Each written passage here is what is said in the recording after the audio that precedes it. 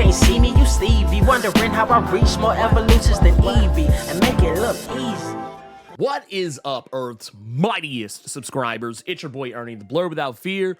Welcome back to the channel. All right, before we get into today's video, make sure you hit that subscribe button and tap that notification bell so that way you don't miss any of my videos. And also, you really want to hook a brother up, hit that like button too, because it really helps me out in the algorithm and ensures you get to see more videos just like this one.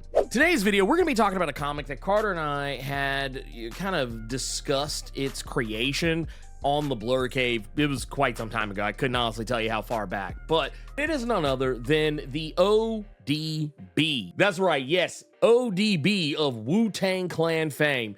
This title, called Oddities, Discord, and B-Sides, Lyrical Ruckus in the City, is really nice love letter to Old Dirty Bastard. And I mean that in every sense of ODB. I don't care whether you are a fan of him when he was just Old Dirty or ODB, Big Baby Jesus, Osiris, Dirt McGirt. It doesn't really matter what iteration of Old Dirty Bastard that you yourself personally care about.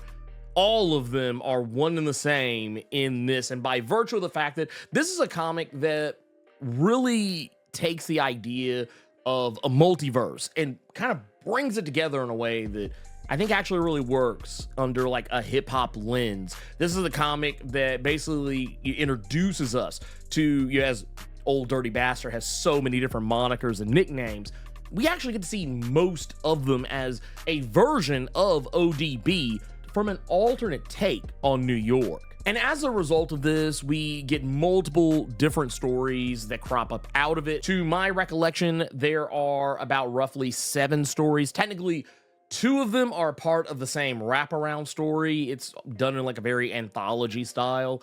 But the other remaining 5 stories all take place in different iterations of New York. And in a lot of cases, different boroughs of New York, but just in a completely different spectrum of reality, where there's stories about break dancers and steppers, and really what I felt was kind of an allegory for why artificial intelligence will never be able to replace actual artists. Not just talking in the sense of people who paint or draw, but no, like just in terms of all spectrums of art, whether it's poetry, whether it's rap, whether it is breakdancing. A computer may be able to copy the moves, but they're never going to be able to copy the actual soul and intention behind those things. We also get to see stories about how people will literally do anything and everything to try to make it in the rap game, having commentary on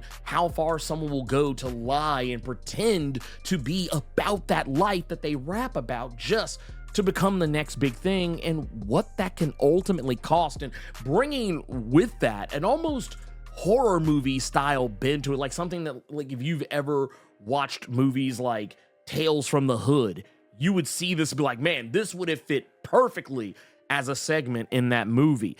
And I love the messaging behind it, and really just pushing for the narrative that you should never strive to be something that you're not. You should always try and be your best and most genuine self. And if you're thinking, oh, this just sounds like a very specific type of book, like it just kind of falls neatly into a specific genre, no, there's actually even a love story that is baked in there as well, about 2 star-crossed lovers from 2 completely different spectrums of reality and time, and how, despite the fact that they are from different realities, they're from different points in time, regardless of all that, they still find so much common ground, and is really just a message on it doesn't really matter how different people can potentially be. They can still find a place amongst each other. Like, I love stuff like that.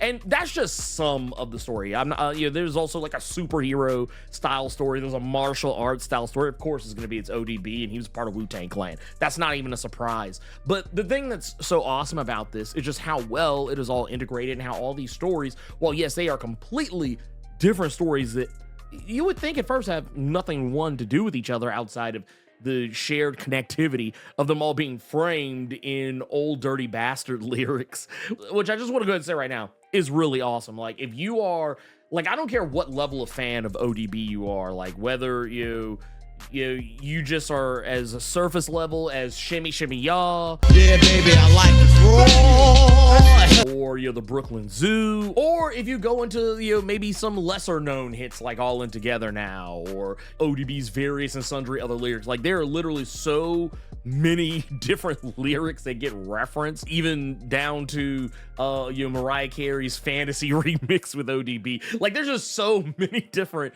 just choice quotes, like so many hip-hop quotables from ODB that make it into the story in a very organic way. There's a lot of different looks from ODB that make it into the story also in a very organic way. Like I said, I love this book. This is probably easily one of the most fun things I have read all year. And I mean, it's all together, fully collected graphic novel story. Each story you're getting anywhere roughly from like 16 to 20 pages per story. It just depends on what the story has to say, how much the story may or may not have to say. But yeah, I think it's great. I think it's awesome. It's fantastic. I'm actually going to leave a link down below for this, so you can go check this out. If you want to go, if any of this sounds of interest to you, you can go pick up a copy of it for yourself. I highly recommend it. If you are a comics head, or you are a hip hop head, or God bless you, like myself, you are both, then yeah, go ahead. Go click that link down there and go pick you up a copy of this ODB anthology series. Well, we've been hanging tight this tour.